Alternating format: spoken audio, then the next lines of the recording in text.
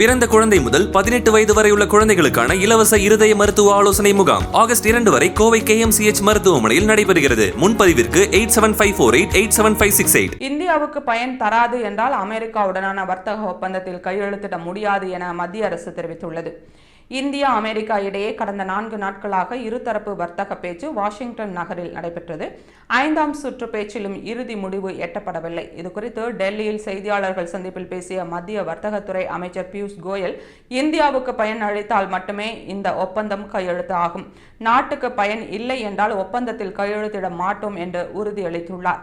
உள்நாட்டு தேவை அதிக அளவில் உள்ளது என்றும் உள்நாட்டு தொழிலை மேம்படுத்துவதற்காகவே பல இறக்குமதிகளை செய்கிறோம் என்றும் அவர் தெரிவித்துள்ளார்.